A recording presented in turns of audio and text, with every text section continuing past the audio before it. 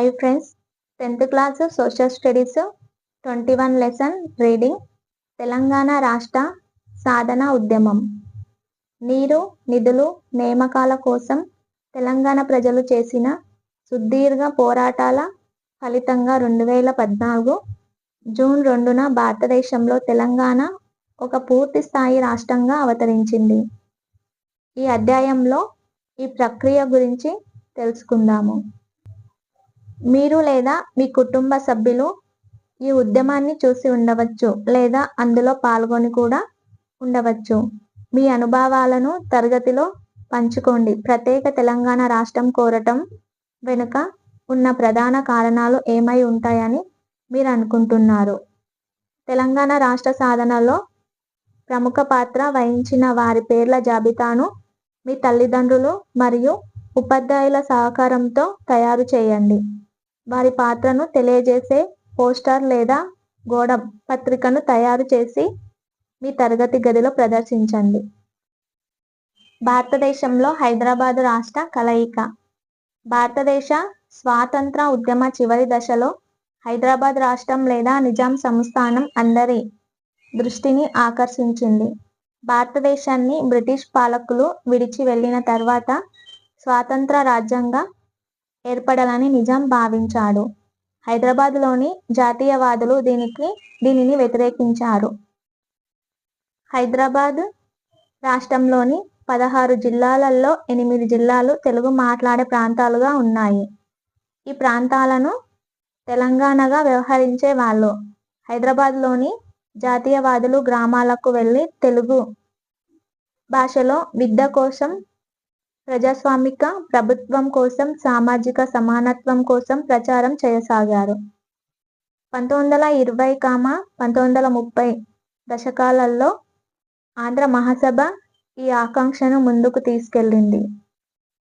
1940వ దశకంలో ఈ ఉద్యమానికి కోస్తాంధ్రలోని జాతీయవాదులు కూడా మద్దతు తెలిపారు. అతి త్వరలో ఈ ఉద్యమం భూ సంస్కరణలకు సంబంధించిన అంశాలు కూడా చేపట్టి నిజాం రజాకర్ల మద్దతు ఉన్న దొరల పాలనను వ్యతిరేకించసాగారు. పటం 1 హైదరాబాద్ రాష్ట్రంలో భాగంగా తెలంగాణ. ఈ అంతర్గత ఘర్షణ వల్ల జవహర్లాల్ నెహ్రూ ప్రధానమంత్రిగా ఉన్న భారత ప్రభుత్వం పోలీస్ చర్య చేపట్టి భారతదేశంలో హైదరాబాద్ రాష్ట్రం కలిసేటట్టు చేశారు. వీటి గురించి మీరు 8వ తరగతిలో చదివారు. అప్పుడు కోస్తాంధ్ర, రాయలసీమ ప్రాంతాలు మద్రాస్ ప్రెసిడెన్సీలో భాగంగా ఉండేవి. ఆ తర్వాత తెలుగు మాట్లాడే ప్రాంతాలన్నిటినీ కలుపుతూ ఆంధ్రప్రదేశ్ రాష్ట్రం ఏర్పాటు చేయాలని ఒక ఉద్యమం మొదలయ్యింది. పెద్ద మనుషుల ఒప్పందం, ఆంధ్రప్రదేశ్ రాష్ట్రం ఏర్పాటు. తెలుగు భాష మాట్లాడే 3 విభిన్న ప్రాంతాలు ఉన్నాయి. ఇవి తెలంగాణ, కోస్తాంధ్ర, రాయలసీమ. ఈ 3 ప్రాంతాలలో మాట్లాడే భాష తెలుగు అయినా కూడా వాటి మాండలికాలలో తేడాలు ఉండటమే కాకుండా భిన్న సంస్కృతులు, అస్తిత్వాలు కూడా ఉన్నాయి.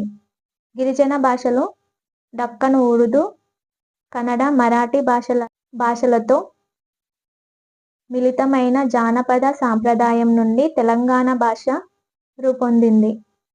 కోస్తాంధ్రలోని తెలుగుపై సాంస్కృతిక భాష ఉపయోగం యొక్క ప్రభావం ఎక్కువగా ఉంది. ముస్లిం, దళిత, చేతివృత్తుల, గిరిజన, వలస సముదాయాల నుంచి తీసుకున్న సమ్మిళిత సంస్కృతి తెలంగాణది. ఇతర ప్రాంతాలలో కంటే ముస్లింలు, వెనుకబడిన కులాల వాళ్ళు, గిరిజన ప్రజలు ఎక్కువగా ఉండి తెలంగాణ సామాజిక చిత్రం భిన్నంగా ఉండేది. చరిత్రకంగా చూస్తే తెలంగాణలో కంటే కోస్తా ప్రాంతంలో సంస్కృత భాష, సంస్కృతి ప్రభావం ఎక్కువ. కోస్తా ప్రాంతం బ్రిటిష్ ప్రత్యక్ష పాలన కింద ఉండి 19వ శతాబ్దం నుంచి ఇంగ్లీష్ విద్య అందుబాటులోకి వచ్చింది. ఆ విధంగా ఆ ప్రాంతం వేగంగా ఆధునీకరణ ప్రక్రియకు లోనయ్యింది. ఇందుకు విరుద్ధంగా నిజాంల పాలనలోని తెలంగాణలో బోధన భాషగా ఉర్దూను బలవంతంగా అమలు చేశారు. ఈ ప్రక్రియ కారణంగా ఆధునిక విద్యకు ప్రోత్సాహం అంతగా లభించలేదు. 1948లో తెలంగాణ ప్రాంతంలో అక్షరాస్యత 9%గా, ప్రత్యేకించి స్త్రీల అక్షరాస్యత కేవలం 4%గా ఉంది. ఈ దిగువ అంశాలలో తెలంగాణ ప్రత్యేక లక్షణాలను వివరించండి. 1 సహజ భౌగోళిక అంశాలు, 2 సమాజం, 3 చారిత్రక నేపథ్యం. కోస్తాంధ్ర ప్రధానంగా డెల్టా ప్రాంతాలలో మైదాన ప్రాంతాలు కలిగి మెరుగైన కాల్వల వ్యవస్థతో సమృద్ధిగా నీటిని కలిగి ఉండగా, పీఠభూములలో ఉన్న తెలంగాణ వర్షాధార వ్యవసాయం మీద, పశు పోషణ మీద, అడవులలో వేట, ఆహార సేకరణ మీద ఆధారపడి ఉంది. మిట్ట పల్లాలు ఉండే ఈ ప్రాంతంలో చెరువులు నిర్మించి ఆ నీటిని పలు రకాల పంటలు సాగు చేయటానికి ఉపయోగించేవాళ్ళు. బ్రిటిష్ కాలంలో వ్యవసాయం, వాణిజ్యం, పరిశ్రమలలో కోస్తా ఆంధ్ర బాగా అభివృద్ధి చెంది ఉంది. అయితే ముఖ్యమైన నదులు ప్రవహిస్తూ విస్తారమైన ఖనిజ సంపద, అడవి భూములతో తెలంగాణ అభివృద్ధి చెందటానికి విస్తృత అవకాశాలు ఉన్నాయి. ఈ కారణంగా తెలంగాణ వనరులను ఉపయోగించుకోవటానికి, అక్కడ పెట్టుబడులు పెట్టటానికి ఆంధ్ర ప్రాంతం నుంచి సంపన్నులు తీవ్ర ఆసక్తి కనబరచసాగారు. దాంతో ఆంధ్ర ప్రాంతం నుంచి విశాలాంధ్ర అన్న కోరిక ముందుకు వచ్చింది.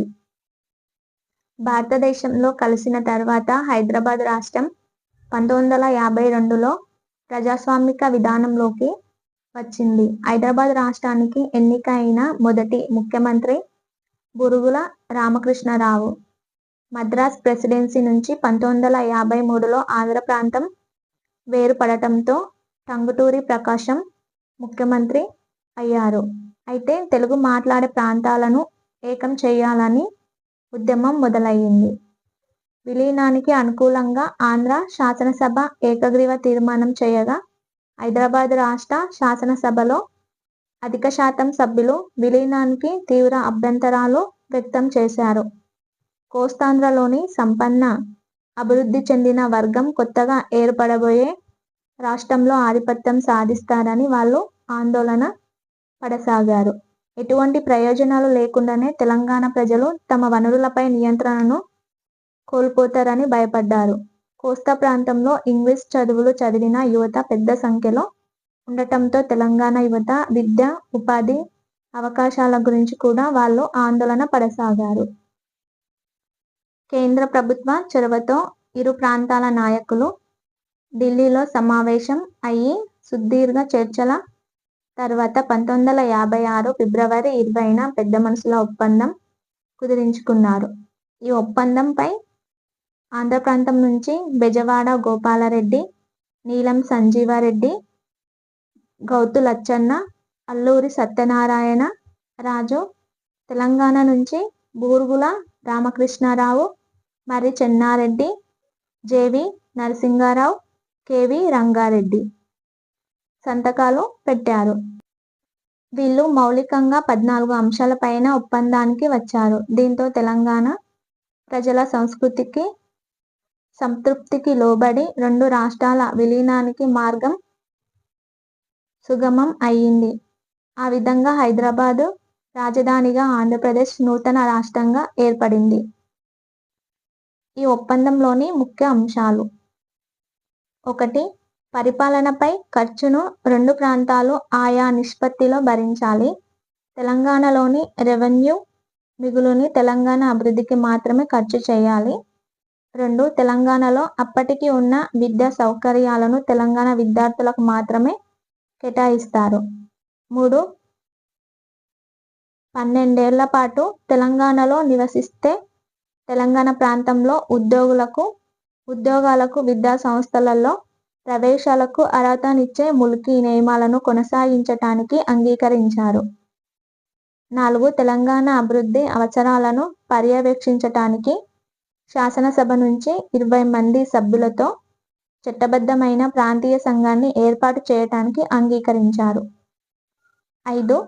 తెలంగాణలోని వ్యవసాయ భూమి అమ్మకాన్ని ఈ ప్రాంతీయ సంఘం నియంత్రిస్తుంది. 6. ఆంధ్రప్రదేశ్ మంత్రుల బృందంలో 40% సభ్యులు తెలంగాణ నుంచి 60% ఆంధ్ర నుంచి ఉంటారు.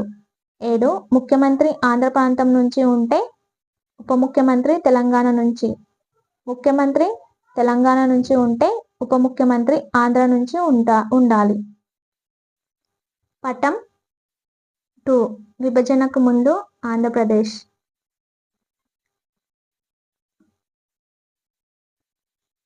తెలంగాణకు ప్రాంతీయ మండలిని ఏర్పరచాలన్న ప్రతిపాదన చాలా కీలకమైనది. ఇతర ప్రాంతాల అభివృద్ధి ప్రణాళికలు రాష్ట్ర ప్రభుత్వం రూపొందిస్తుంది.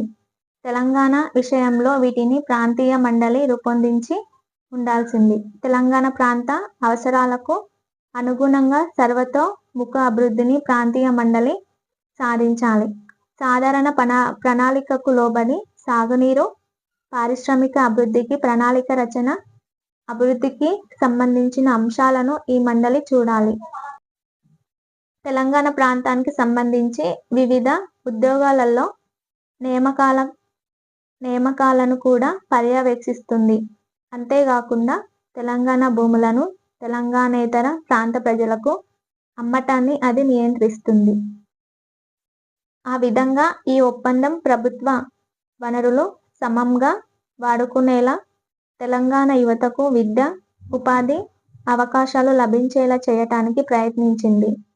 ఒక మాటలో చెప్పాలంటే కొత్తగా ఏర్పడిన ఆంధ్రప్రదేశ్ రాష్ట్రంలో తెలంగాణ ప్రాంత ప్రత్యేకతను గుర్తించింది. అందుకే దానిని రాష్ట్రం లోపల రాష్ట్రంగా గుర్తించారు. 1969 ఉద్యమం. తెలంగాణ ప్రాంతీయ మండలిలో మీరు సభ్యులు అనుకోండి.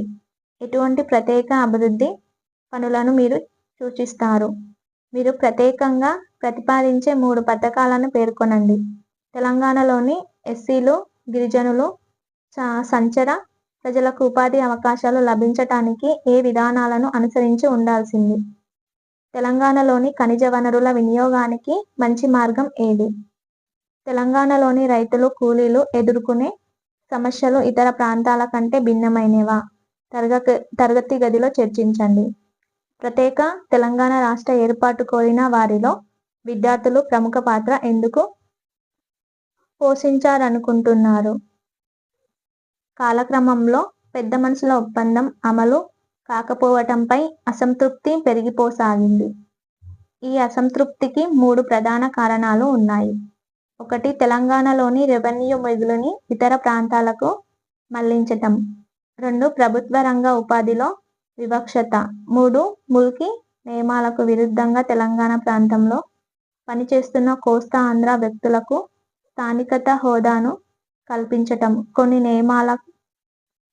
నియామకాలకు నిరసన ప్రదర్శనగా మొదలై ఆనాటి కాలంలోనే ఒక ప్రజా ఉద్యమంగా మారింది. అందులో ఉస్మానియా విశ్వవిద్యాలయ విద్యార్థులు కీలక పాత్ర పోషించారు. ప్రదర్శనలు, సమ్మెలు, నిరాహార దీక్షలు, ఆమరణ నిరాహార దీక్షలు కూడా జరిగాయి. వేలాది ప్రజలతో పెద్ద ప్రదర్శనలు జరిగాయి. వీటిలో అనేకం పోలీసుల అణచివేతకు గురయ్యాయి. ప్రదర్శనకారులపై పోలీసులు కాల్పులు కూడా జరిపారు. అధికార సమాచారం ప్రకారం 370 మంది దాకా ప్రాణాలు కోల్పోయారు. వీళ్ళల్లో చాలా మంది విద్యార్థులు. అదే సమయంలో తెలంగాణలో అనేక మంది నాయకులు కలిసి ప్రత్యేక తెలంగాణ రాష్ట్రం ఏర్పాటు కోసం పనిచేయటానికి తెలంగాణ ప్రజా సమితి అన్న వేదికగా ఏర్పడ్డారు. ఆ తర్వాత ఇది కొత్త రాజకీయ పార్టీగా మారింది. కేంద్ర ప్రభుత్వం సుదీర్ఘ సంప్రదింపులు జరిపి 8 అంశాల ప్రణాళికను ప్రతిపాదించింది. దీంట్లో మౌలికంగా అనేక కమిటీలను ఏర్పాటు చేయటం ఉంది.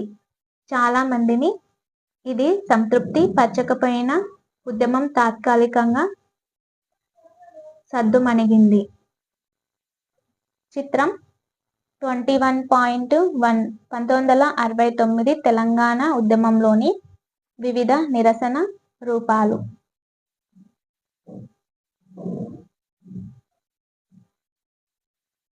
తెలంగాణ ఉద్యమానికి ప్రతిస్పందనగా సీమాంధ్ర ప్రాంతంలో 1972లో జై ఆంధ్ర ఉద్యమం మొదలయ్యింది.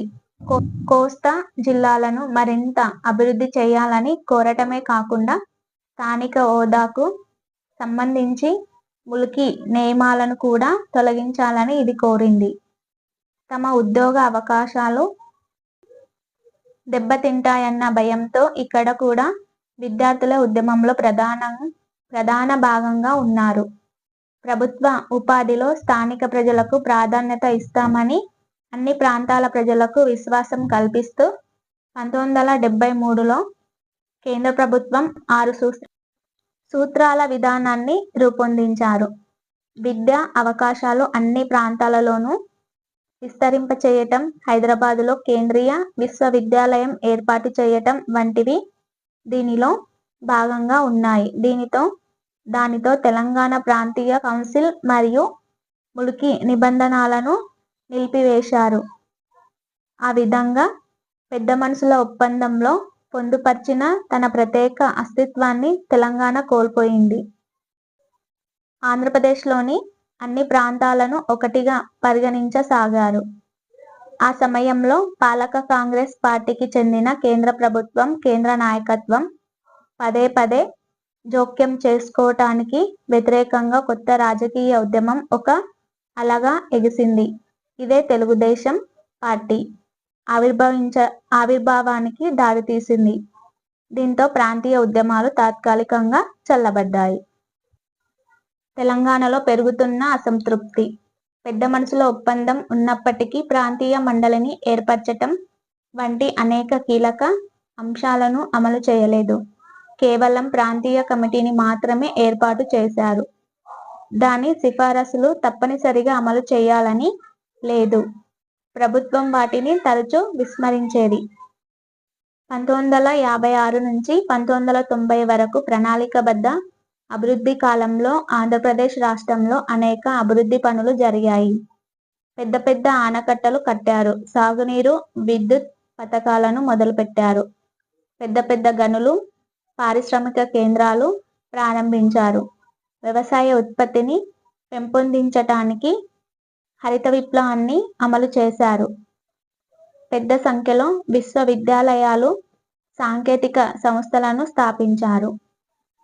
1990 తర్వాత రాష్ట్రంలో ప్రత్యేకంగా హైదరాబాదులో సమాచార సాంకేతిక పరిశ్రమ, ఇన్ఫర్మేషన్ టెక్నాలజీ వెల్లివిరిసింది. అయితే తెలంగాణ ప్రజలు ఈ అభివృద్ధి చాలా అసమానంగా ఉందని, అసలు ప్రయోజనాలు రాష్ట్రంలోని ఇతర ప్రాంతాలకు చేరుతున్నాయని భావించసాగారు.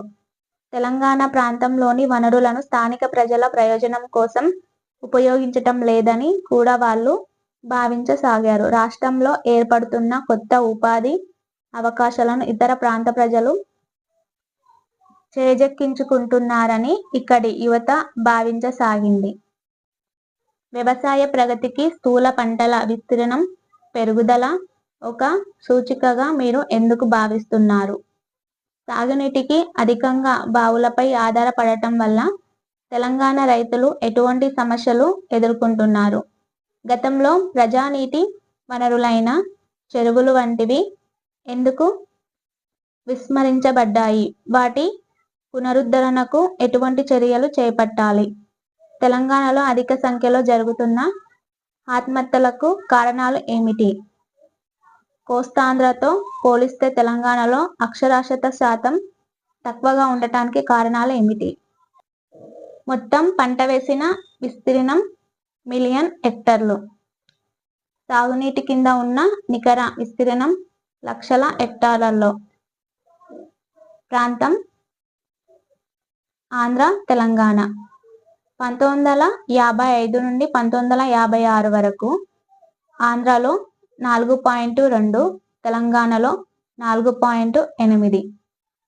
2006 నుండి 2007 ఆంధ్రాలో 5.3, తెలంగాణ 5.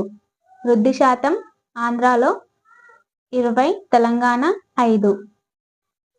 ప్రాంతం ఆంధ్ర, తెలంగాణ. 1955 నుండి 1956 ఆంధ్ర 17, తెలంగాణ 7. 2006 నుండి 2007 ఆంధ్ర 23, తెలంగాణ 19. వృద్ధి శాతం ఆంధ్ర 135, తెలంగాణ 257. మూలం శ్రీకృష్ణ కమిటీ రిపోర్టు. స్థూల సాగు విస్తీర్ణం అన్న సూచికను తీసుకుంటే ఒక సంవత్సరంలో ఎంత విస్తీర్ణంలో పంటలు పండించారో ఇది తెలియచేస్తుంది.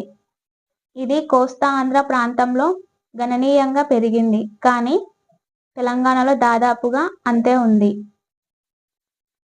తెలంగాణలో సాగునీటి సౌకర్యం విస్తరణకు రైతులు ఎంతో ఖర్చు పెట్టి బావులు తవ్వగా ఆంధ్ర ప్రాంతంలో ప్రభుత్వ ఖర్చుతో ఏర్పాటు చేసిన కాల్వల ద్వారా అది విస్తరించింది. అదేవిధంగా సాగునీటి సౌకర్యాల విస్తరణలో తెలంగాణలో ప్రధానంగా బావులపై ఆధారపడితే ఆంధ్ర ప్రాంతంలో కాల్వలపై ఆధారపడ్డారు. సాగునీటి కింద ఉన్న నికర విస్తీర్ణం 2007లో లక్షల హెక్టార్లలో ప్రాంతం బావులు, కాల్వలు, చెరువులు, ఇతరాలు. ఆంధ్ర, తెలంగాణ. ఆంధ్రాల బావులు 5, తెలంగాణల 14. కాల్వలు ఆంధ్రాల 13, తెలంగాణల 2.5. చెరువులు ఆంధ్రాల 2.5. చెరువులు తెలంగాణల 2. ఇతరులు ఆంధ్రాల 2.5, తెలంగాణల 0.5. 1993 నుండి 1994లో రెండు ప్రాంతాలలోనూ వ్యవసాయం నుంచి గ్రామీణ వ్యక్తికి లభించే ఆదాయం ఇంచుమించు ఒకే రకంగా ఉండగా సుమారు 7,800 రూపాయలు. 2007 నుండి 2008 నాటికి ఆంధ్ర ప్రాంతంలో 11,800 రూపాయలకు పెరగగా తెలంగాణలో అంత వృద్ధి లేకుండా 10,000 రూపాయలుగానే ఉంది. అదే సమయంలో తెలంగాణ జనాభాలో వ్యవసాయ కూలీల సంఖ్య 38% నుంచి 47%కి పెరగగా ఆంధ్రాలో అది 1% మాత్రమే పెరిగింది. తెలంగాణ రైతులు వ్యవసాయ సంక్షోభాన్ని ఎదుర్కొంటూ భూములను అమ్మేస్తున్నారని, రైతులు కూలీలుగా మారుతున్నారని ఇది తెలియజేస్తుంది. కరువు వల్ల పంటలు నష్టపోవటం వల్ల, ప్రజలు జీవనోపాధి కోల్పోవటం వల్ల మే 2004, నవంబర్ 2005 మధ్య ఆంధ్రప్రదేశ్ రాష్ట్రంలో మొత్తము 1,068 ఆత్మహత్యలు జరగగా వీటిలో 663 తెలంగాణలో జరిగాయి. అంటే సంక్షోభం కారణంగా రాష్ట్రంలోని ఆత్మహత్యలలో 63% తెలంగాణ ప్రాంతంలోనే జరిగాయి. మొత్తంగా విద్యారంగంలో కూడా కోస్తాంధ్ర కంటే తెలంగాణ వెనుకబడి ఉంది. 2001లో తెలంగాణలో అక్షరాస్యత 53% కాగా ఆంధ్రాలో 63% ఉంది.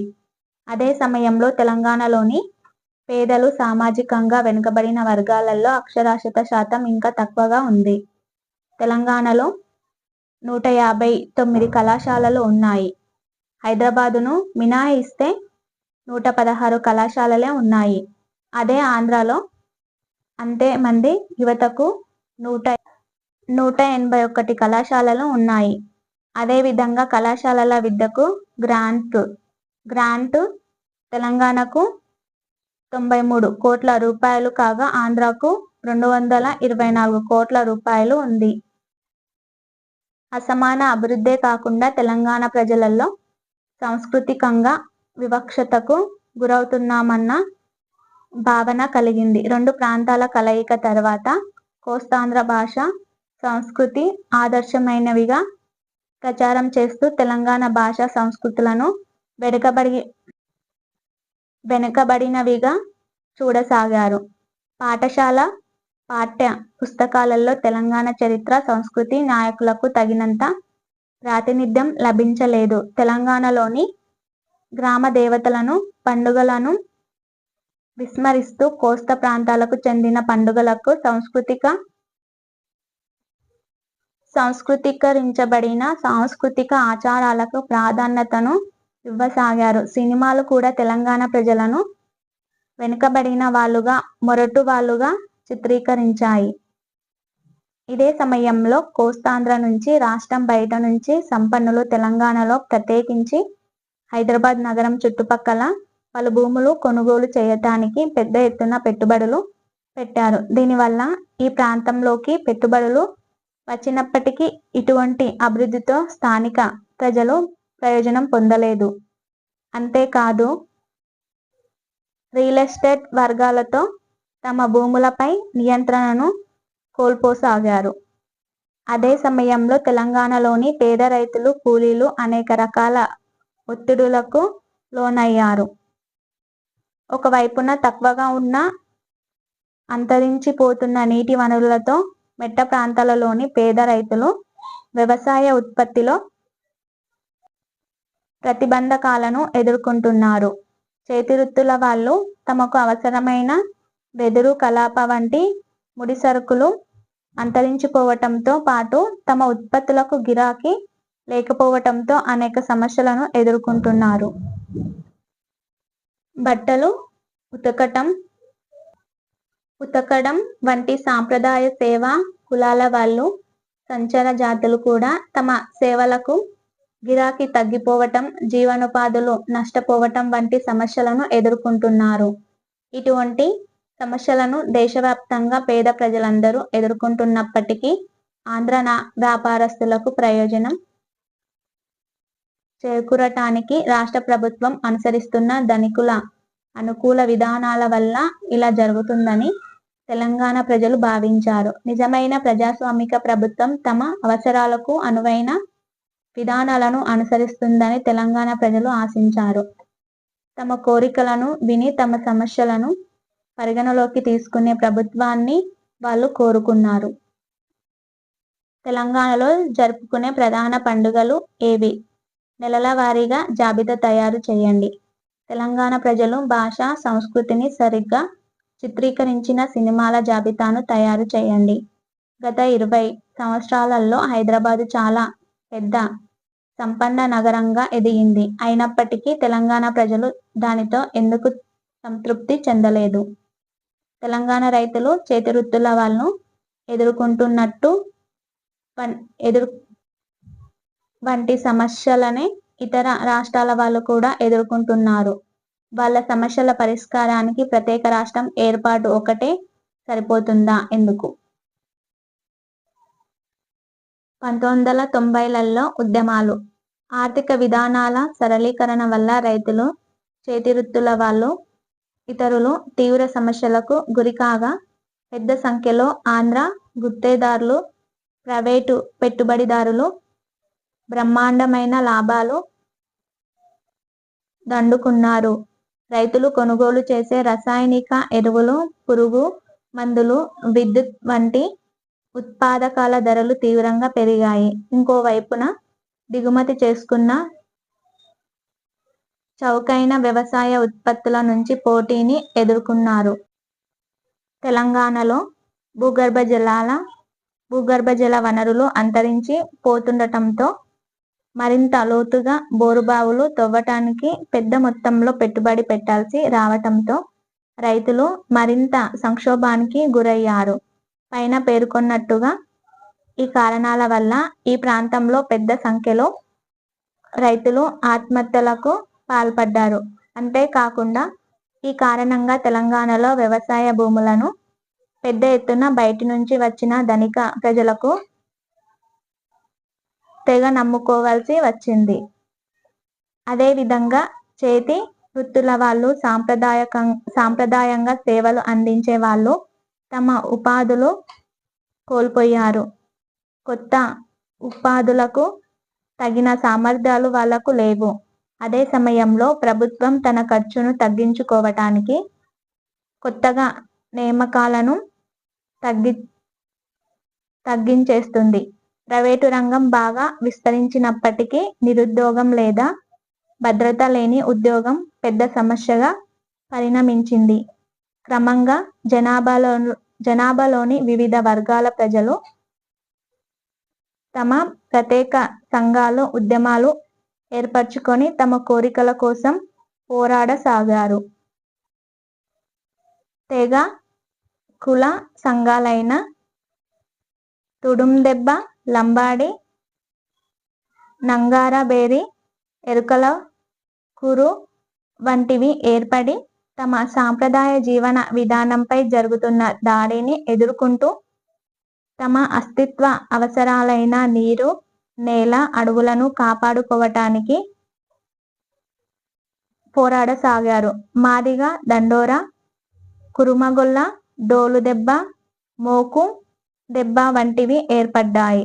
కల్లుగీత, గొర్రెల పెంపకం, నేత, మత్స్యకారులు వంటి కుల వృత్తులు రాను రాను ప్రాముఖ్యతను కోల్పోయి వాటికి ముప్పు ఏర్పడుతుంది. తెలంగాణ తమ సమస్యలను పరిష్కరిస్తుందన్న ఆశతో చిన్న వృత్తుల వారు కూడా ఉద్యమంతో మమేకం అయ్యారు. తెలంగాణకు జరుగుతున్న అన్యాయాలకు సంబంధించిన సమాచారాన్ని బయటకు తీయటానికి మేధావులు 1989లో తెలంగాణ సమాచార ట్రస్టుని ఏర్పాటు చేశారు. ఆచార్య జయశంకర్ ఆధ్వర్యంలో 1996 నవంబర్ 1న వరంగల్లో తెలంగాణ విద్రోహ దినాన్ని పాటించింది. దీని తర్వాత జరిగిన అనేక సమావేశాలలో ప్రజలు పెద్ద ఎత్తున హాజరై అనేక సంస్థలు ఏర్పడి తెలంగాణ ఏర్పాటుకు డిమాండ్ చేశాయి. 1997లో ఏర్పడిన తెలంగాణ జనసభ, తెలంగాణ మహాసభ వంటివి తెలంగాణ రాష్ట్ర ఏర్పాటు ఉద్యమంలో బలహీన వర్గాల ఉద్యమం ఏకం కావటానికి దోహదం చేశాయి. టీచర్లు, నాన్ గెజిటెడ్ అధికారులతో సహా తెలంగాణ ఉద్యోగస్తులందరూ సంఘాలుగా ఏర్పడ్డారు. తెలంగాణ మేధావులందరూ 1997లో ఉస్మానియా విశ్వవిద్యాలయంలో ఒక గోష్ఠి కార్యక్రమాన్ని నిర్వహించి సమస్యలను అన్ని కోణాల నుంచి చిత్రించటానికి దోహదం చేశారు. అప్పటి నుంచి ఉద్యోగస్తులు, విద్యార్థులు, రచయితలు, కళాకారులు వంటి వాళ్ళు చర్చా గోష్ఠులు, ఉపన్యాసాలు, సమావేశాలు, ధూమ్ధాంలు వంటివి నిర్వహించసాగారు. ఈ ఉద్యమం ఫలితంగా కొత్తగా కళాకారులైన కార్యకర్తలు రూపొందారు. ప్రతి తెలంగాణ సమావేశంలో వాళ్ళ ప్రదర్శన తప్పనిసరి అయిపోయింది. 1978 జగిత్యాల జైత్రయాత్రతో మొదలై 1990లో వరంగల్ రైతు కూలీ సంఘం బహిరంగ సభ నాటికి ఉద్యమ స్ఫూర్తి యువతకు వారి ద్వారా గ్రామీణ ప్రజలకు కొత్తగా దిశానిర్దేశం చేసింది. కొత్త తరం కార్యకర్తలను తయారు చేసిన ఈ సమయం తెలంగాణ ఉద్యమంలో ఎంతో కీలకమైనది. ఈ కొత్త ఉత్సాహంతో అనేక కొత్త సంస్థలు ఏర్పడ్డాయి. తెలంగాణ రాష్ట్ర సమితి, తెలంగాణ జన పరిషత్, తెలంగాణ మహాసభ, తెలంగాణ జనసభ, తెలంగాణ ఐక్య వేదిక వంటి అనేక సంస్థలు రాజకీయ స్ఫూర్తితో ఏర్పడ్డాయి. కానీ ఎటువంటి రాజకీయ పార్టీ ఏర్పడలేదు. ఈ నేపథ్యంలో 2001 ఏప్రిల్లో తెలంగాణ రాష్ట్ర సమితి ఏర్పడింది. ఈలోగా తెలంగాణ ఉద్యమం ధూమ్ధాంలు, గర్జనలు, పాదయాత్రలు వంటి వివిధ నిరసనల రూపంలో వ్యక్తం కాసాగింది. సాంప్రదాయ బోనాలు, రంగోలీని కూడా తెలంగాణ ఆకాంక్షను వ్యక్తం చేయటానికి ఉపయోగించుకున్నారు. తెలంగాణ ఉద్యమం పట్ల తమ సంఘీభావాన్ని తెలంగాణ సేవా కులాల వాళ్ళు వ్యక్తపరుస్తూ నిరసనగా వీధుల్లో క్షవరం చేయటం, వీధుల్లో బట్టలు ఉతకటం, బహిరంగ ప్రదేశాలలో సామూహిక వంట వార్పు చేయటం వంటివి పెద్ద ఎత్తున చేపట్టారు. ఈ ప్రజా ఉద్యమం 2009 డిసెంబర్ నుంచి 2010 ఏప్రిల్ వరకు గ్రామాలలో కూడా చోటు చేసుకుంది. ఈ ఉద్యమానికి విద్యార్థులే ముందున్నారు. ఈ సమయంలో విద్యార్థులు ఐక్య కార్యాచరణ సంఘం ఐకాసగా ఏర్పడ్డారు. దాంతో ఐకాసలు అన్ని సంఘాలకు విస్తరించి తెలంగాణలో వందలాది ఐకాసలు ఏర్పడ్డాయి. మొక్కవోని ఈ పోరాటంలో వందలాది యువకులు ఆత్మహత్యలు చేసుకొని తమ కుటుంబాలను, తెలంగాణను తీవ్ర విషాదానికి లోను చేశారు. చాకలి, నాయి బ్రాహ్మణులు, కల్లుగీత కార్మికులు, కాటికాపర్లు, వంశరాజులు, లంబాడాలు, ఎరకలు. చిత్రం 21.2, 21.3, 21.4. అధిక సంఖ్యలో ప్రజలు వివిధ పద్ధతులు అనుసరించి ఉద్యమంలో పాల్గొన్నారు. 2000 సంవత్సరం తర్వాత జరిగిన వివిధ సంఘటనలను సూచించే చిత్రాలు ఈ అధ్యాయంలో ఉన్నాయి. తమ కోరికల సాధన కోసం సకల జనుల సమ్మెలో పాల్గొన్న టీచర్లు, రైతులు, మహిళలు. చిత్రం 21.2, చిత్రం 21.3, చిత్రం 21.4. మాదిగలు వంటి సబ్బండ వర్గాల వాళ్ళు తమ ఐకాసలను ఏర్పాటు చేసుకొని ఈ నిరసన ఉద్యమంలో భాగస్వాములు అయ్యారు. అనేక మండల కేంద్రాలలో రీలే నిరాహార దీక్షలు చేపట్టారు. దీంట్లో ఒక్కొక్క రోజు ఒక్కో కుల సంఘం తమ సాంప్రదాయ పనిముట్లతో కూడి బహిరంగ ప్రదేశంలో తమ వృత్తి పనిని కొనసాగించేవాళ్ళు. ఇటువంటి నిరసనలు కేవలం సాంప్రదాయ కులాలు లేదా వృత్తులకే పరిమితం కాలేదు. ఆధునిక వృత్తులైన టీచర్లు, పారిశ్రామిక కార్మికులు, గని కార్మికులు, కార్మిక సంఘాలు, మహిళా సంఘాలు కూడా ఇటువంటి నిరసనలలో పాల్గొన్నారు. వివిధ వర్గాల ప్రజలు ఉద్యమంలో భాగస్వాములైన విధానాలను ఉదహరించండి. ప్రత్యేక రాష్ట్ర ఉద్యమానికి మద్దతుగా వాళ్ళంతా బయటకు రావటం ఎందుకు ముఖ్యమో పేర్కొనండి. కె. చంద్రశేఖరరావు నిరాహార దీక్ష 2009. ఈ ఉద్యమానికి నిర్ణయాత్మక రూపం ఇవ్వటానికి తెలంగాణ రాష్ట్ర సమితి అధ్యక్షుడు అయిన కె. చంద్రశేఖరరావు 2009 నవంబర్ 29న సిద్దిపేటలో ఆమరణ నిరాహార దీక్ష చేపట్టనున్నట్టు ప్రకటించాడు. అయితే నిరాహార దీక్షను ప్రారంభించటానికి ముందే అతడిని అరెస్టు చేసి ఖమ్మం జైలుకు పంపించారు. అతడు జైల్లోనే దీక్ష ప్రారంభించి ఆ తర్వాత ఆస్పత్రిలో కూడా తన దీక్షను కొనసాగించాడు. ఉస్మానియా విశ్వవిద్యాలయ విద్యార్థులు అతడికి సంఘీభావంగా నవంబర్ 16న తెలంగాణ వ్యాప్తంగా విద్యార్థుల ఐక్య కార్యాచరణ సంఘంగా ఏర్పడ్డారు. దాంతో కాకతీయ విశ్వవిద్యాలయం, ఆ తర్వాత పాలమూరు, శాతవాహన, మహాత్మా గాంధీ విశ్వవిద్యాలయాల్లో ఐకాసలు ఏర్పడ్డాయి. ఆ తర్వాత ఉద్యోగ ఐకాస, లాయర్ల ఐకాస, వివిధ కులాల వర్గాల ఐకాసలు, జిల్లా స్థాయి ఐకాసలు ఏర్పడ్డాయి. తెలంగాణ రాష్ట్ర సమితి అధ్యక్షుడు అయిన కె. చంద్రశేఖరరావు నిరాహార దీక్ష ఒక పెద్ద ప్రజా ఉద్యమంగా రూపుదాల్చింది. 2009 నవంబర్ 29 నుంచి డిసెంబర్ 9 వరకు 10 రోజుల పాటు ఆయన నిరాహార దీక్ష చేశాడు. ప్రత్యేక రాష్ట్రం కోరికకు మద్దతుగా తెలంగాణ అంతటా భారీగా ప్రజలు బయటకు వచ్చారు.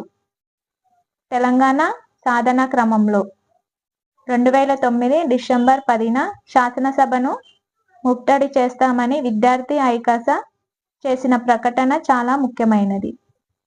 వివిధ విశ్వవిద్యాలయాల నుంచి కళాశాలల తెలంగాణ రాష్ట్రం ఏర్పడటం వల్ల గని ఫ్యాక్టరీ కార్మికులు ఏ విధంగా ప్రయోజనం పొందుతారు? పేద చేతివృత్తి నిపుణులు గౌరవంతో కూడిన జీవనోపాధిని పొందాలంటే ఎటువంటి విధానాలను అనుసరించాల్సి ఉంటుంది? తెలంగాణ ఉద్యమంలో నిరసన రూపాలు. ప్రజలను సమీకరించటానికి తెలంగాణ ఉద్యమం ధూమ్ధాం, గర్జన, పాదయాత్రలు, బోనాలు, మిలియన్ మార్చ్, సకల జనుల సమ్మె, సాగరహారం, సడక్ బంద్, చలో అసెంబ్లీ వంటి ఎన్నో వినూత్న పోరాట రూపాలను ఆవిష్కరించింది. పాటలు, నాట్యాలతో చేసే నిరసన ప్రదర్శనను ధూమ్ధాం అంటారు. వివిధ జానపద రూపాలకు చెందిన పాటగాళ్ళు, ఆటగాళ్లతో కూడుకున్న ఎంతో మంది కళాకారులు ఒకే వేదిక మీదకు వచ్చి తమ కళను ప్రదర్శించేవాళ్ళు. ఈ ధూమ్ధాం కార్యక్రమంలో ఒగ్గుకథ, చిరుతలు, కోలాటం, బతుకమ్మ, గొల్లసద్దులు, ఏకనాదం, ఇతర స్థానిక పాటలు ఉండేవి. అనేక తెలంగాణ పాటలకు నృత్యాలు చేసేవాళ్ళు. తెలంగాణ సంస్కృతిని చాటుతూ తెలంగాణ ఉద్యమం బలోపేతం కావటానికి సామాన్య ప్రజలకు అవగాహన కల్పించేవాళ్ళు. కులం, మతంతో సంబంధం లేకుండా ప్రజలందరూ వంట వార్పు పేరుతో రోడ్ల మీదకు వచ్చి వంటలు వండి అక్కడే భోజనాలు చేశారు. ఇవి సహపంక్తి భోజనాలు. రోడ్ల మీద వాహనాలు, బస్సులను ఆపేసి ఆందోళనకారులు వండిన వంటలను ప్రయాణికులకు పెట్టేవాళ్ళు. చిత్రం 21.5, చిత్రం 21.6, చిత్రం 21.7. నిరసన ఉద్యమం తెలంగాణ ప్రజల ప్రత్యేక సాంస్కృతిక అస్తిత్వాన్ని, పండగలను చాటింది. నిరసన కాలంలో ఈ ప్రాంత పాటలను, ఆటలను ప్రదర్శించారు. కళాశాలల నుంచి విద్యార్థులు హైదరాబాద్ నగరంలోకి ప్రవాహం మాదిరి వచ్చారు.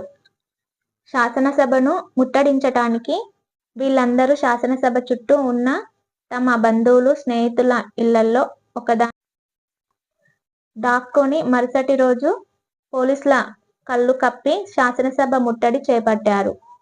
ఇటువంటి పరిస్థితుల్లో గ్రామాన ప్రజలలోకి ఉద్యమం విస్తరించటం కె. చంద్రశేఖరరావు నిరాహార దీక్ష ప్రతిపాదిత అసెంబ్లీ ముట్టడితో సీమాంధ్ర ప్రాంత శాసనసభ్యులు, ఎంపీల నుంచి తీవ్ర వ్యతిరేకత ఉన్నప్పటికీ కేంద్ర ప్రభుత్వానికి తెలంగాణ ఏర్పాటును ప్రకటించక తప్పేది కాదు. 2009 డిసెంబర్ 9న కేంద్ర హోంమంత్రి ప్రత్యేక తెలంగాణ రాష్ట్ర ఏర్పాటుకు ప్రక్రియను ప్రారంభిస్తాం అని ప్రకటించాడు. దాంతో చంద్రశేఖరరావు తన నిరాహార దీక్షను విరమించుకున్నారు. ప్రకటన ఉపసంహరణ. ఆంధ్ర రాజకీయ నాయకుల ఒత్తిడితో 2009 డిసెంబర్ 23న ఈ ప్రకటనను ఉపసంహరించుకున్నారు. దీంతో తెలంగాణ ప్రజలు విస్మయానికి గురయ్యారు. ఆంధ్రప్రదేశ్లో పరిణామాలపై అధ్యయనం చేసి కేంద్రానికి నివేదిక అందించమని జస్టిస్ శ్రీకృష్ణ నేతృత్వంలో ఒక కమిషన్ను ఏర్పాటు చేశారు. ఈ కమిటీ కూడా వివక్షతను అంగీకరించి కొన్ని సూచనలు చేసింది.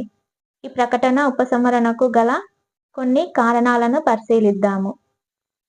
చిత్రం 21.8, చిత్రం 21.9. రాష్ట్ర ఏర్పాటుకు ప్రజల ఐకమత్యాన్ని చాటుతూ రోడ్ల మీద వంట వార్పు పేరుతో వంటలు చేసి సామూహిక భోజనాలు చేశారు.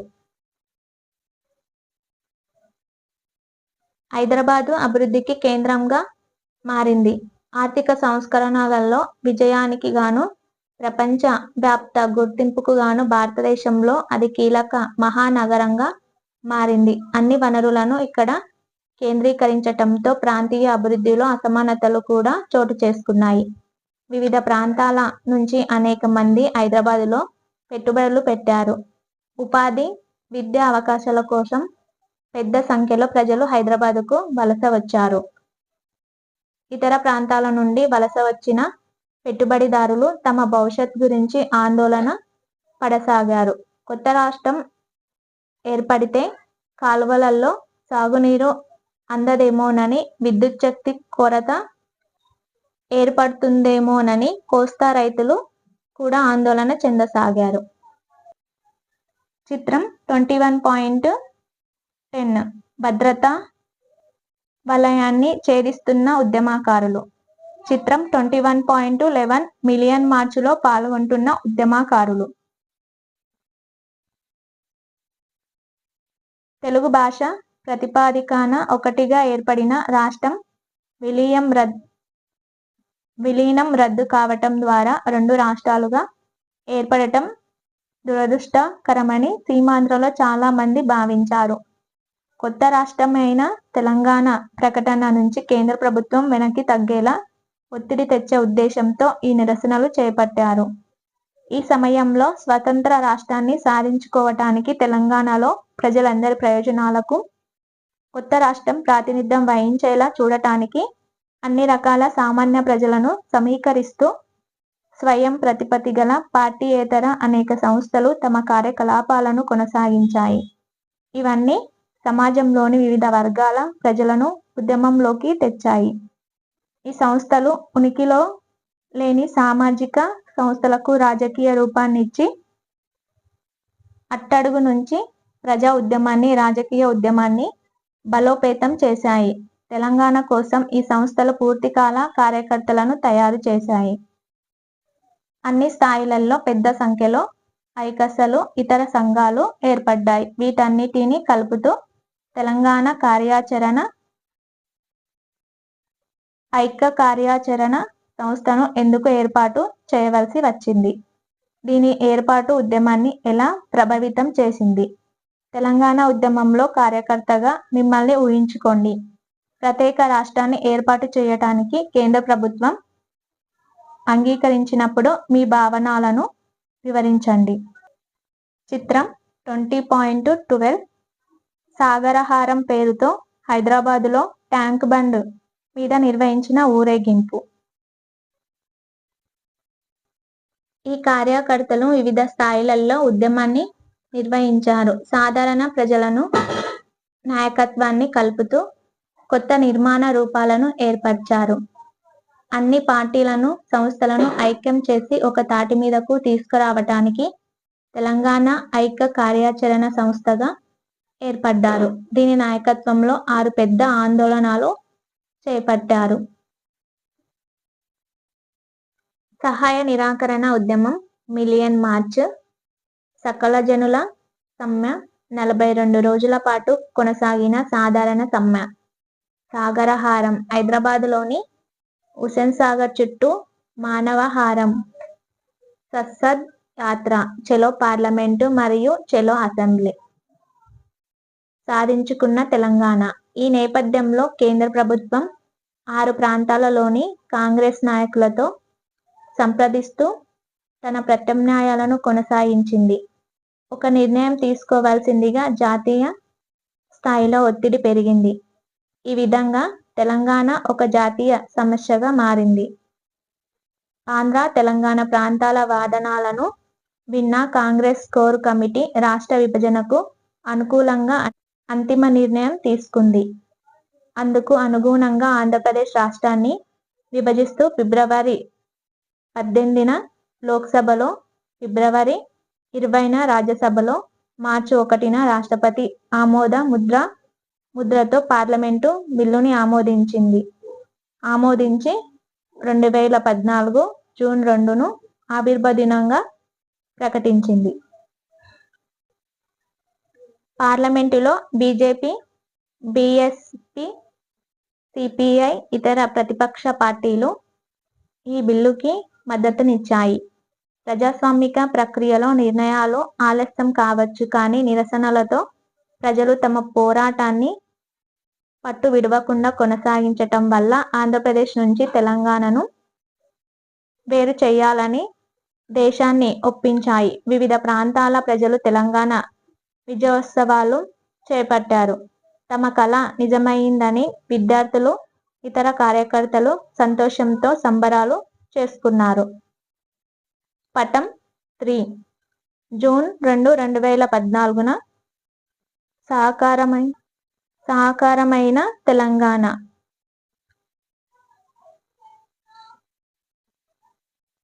రాయలసీమకు చెంది హైదరాబాదులో పనిచేస్తున్న వారిగా మిమ్మల్ని ఊహించుకోండి. మీ భావనలను వివరించండి. ఒక శ్రామిక మహిళగా మిమ్మల్ని ఊహించుకోండి. మీ భావనలను వివరించండి. 2009 డిసెంబర్లో మిమ్మల్ని ఆదిలాబాద్ జిల్లాలోని గిరిజన వ్యక్తిగా ఊహించుకోండి. మీ భావనలను వివరించండి. ఆచార్య జయశంకర్, తెలంగాణ సిద్ధాంతకర్త. కొత్తపల్లి జయశంకర్ తన విద్యార్థి దశ నుండే 1952 ప్రత్యేక తెలంగాణ కోసం పోరాటం ప్రారంభించారు. వీరు నేటి వరంగల్ గ్రామీణ జిల్లా ఆత్మకూరు మండలంలోని అక్కంపేటలో ఆగస్టు 6, 1934లో మహాలక్ష్మి లక్ష్మీకాంతారావు దంపతులకు జన్మించారు. వారి పాఠశాల విద్యను హన్మకొండలోని ప్రభుత్వ మర్కాజీ హైస్కూల్లో, ఇంటర్మీడియట్ డిగ్రీలను వరంగల్లో పూర్తి చేశారు. బెనారస్ హిందూ విశ్వవిద్యాలయం నుంచి ఎంఏ ఎకనామిక్స్ పట్టా పొంది హైదరాబాద్లోని ఉస్మానియా విశ్వవిద్యాలయంలో పిహెచ్డి పూర్తి చేశారు.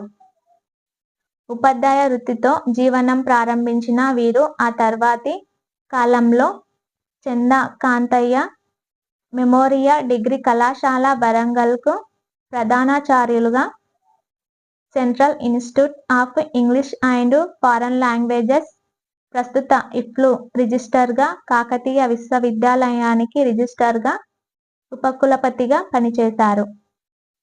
తెలంగాణవాది అయిన ఆచార్య జయశంకర్ విద్యార్థి దశ నుండే అనేక ఉద్యమాల్లో పాల్గొన్నారు. 1952లో ఫజల్ ఆలీ నేతృత్వంలో ఏర్పడిన రాష్ట్రాల పునర్వ్యవస్థీకరణ కమిషన్ ప్రజల అభిప్రాయ సేకరణకు దేశంలోని వివిధ ప్రాంతాలను సందర్శిస్తూ హైదరాబాద్కు వచ్చినప్పుడు కమిషన్కు నివేదిక సమర్పించిన విద్యార్థి బృందంలో వీరు ప్రముఖులు.